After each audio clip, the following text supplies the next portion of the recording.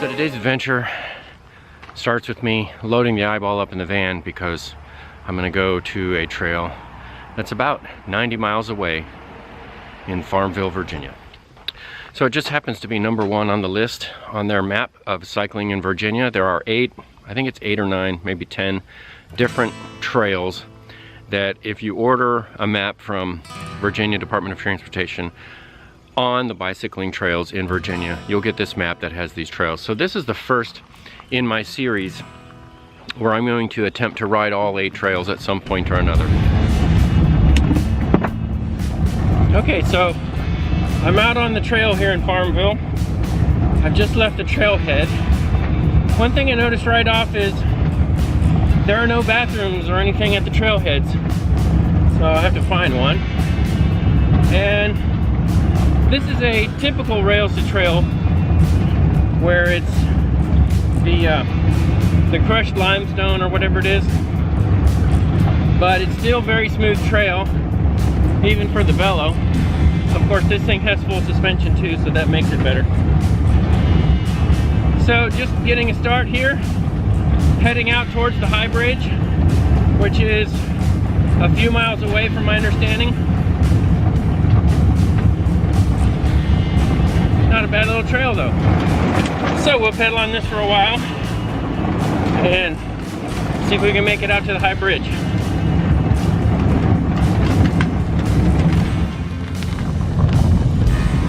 Anyway, a couple miles out I found actually a pretty nice rest stop. Looks like it's part of the trail system. So there are rest stops out here, so that's good. Okay, so I'm just coming up on the bridge now. It's about a quarter of a mile off the road here.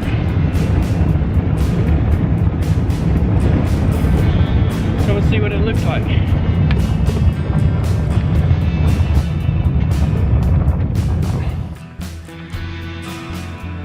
So this is the high bridge itself. They said in 1852 there have been higher bridges, not so long, and longer bridges, not so high. But if you take the height and the length together, this is perhaps the largest bridge in the world. That was in 1852.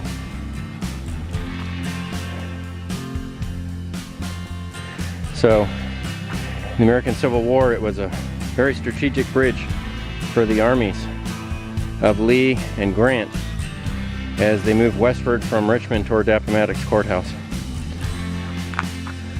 So this is, I don't know when this picture was taken, but this was when it was still a rail bridge. And now it's a trail. It's definitely not one of the tallest bridges anywhere. So I'm gonna ride out across it. There's a place to stop in the middle, stop out there. Now they say you can bring your horse across here. I don't know that I'd want to walk my horse across this thing. I guess people do. I'm not sure that I would want to though. Quite a view. Little valley over here by Farmville. It's not that big of a valley. So there's just enough room for the eyeball to park off to the side here. So it's good. And the trail, the bridge itself is actually in good repair. It looks like they keep the boards repaired as they get worn out.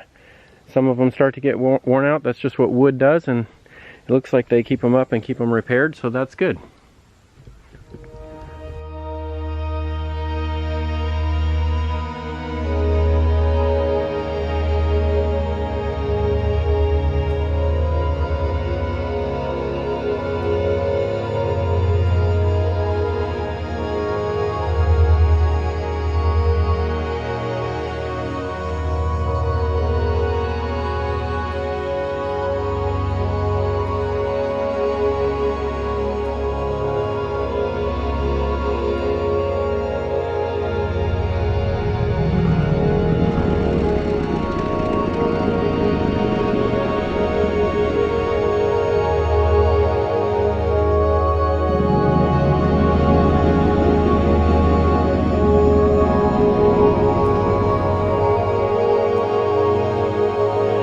Well, there you go, some surprise footage from the new toy.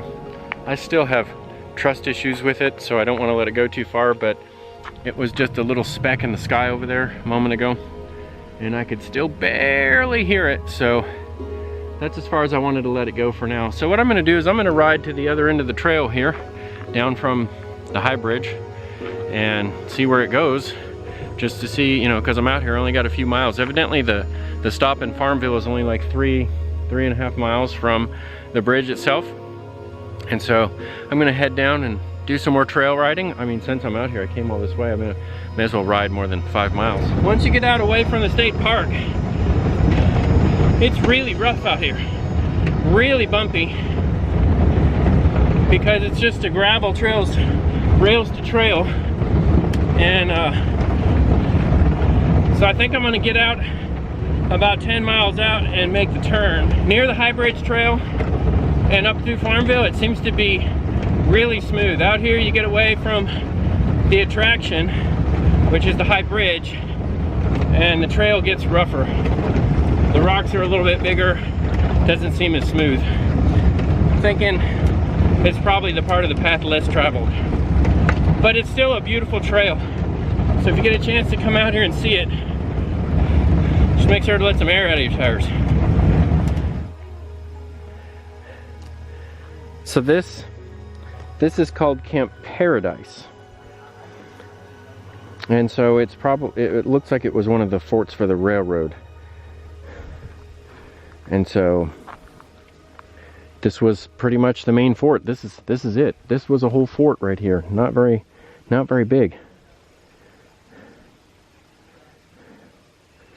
So this is where some people from, actually a detachment, artillery detachment from Louisiana was up here, manning this particular Camp Paradise.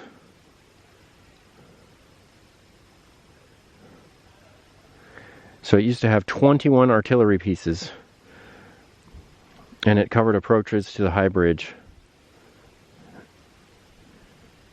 Became known as Camp Paradise because the people took care of them here. They were having been feasted and pampered by local families of Prince Edward and Cumberland counties. This detachment took part in the Battle of the High Bridge, April 6, 1865, and then they joined the Army of Northern Virginia's retreat and surrendered with Robert E. Lee at Appomattox. So the High Bridge itself actually overlooks or goes over the Appomattox River.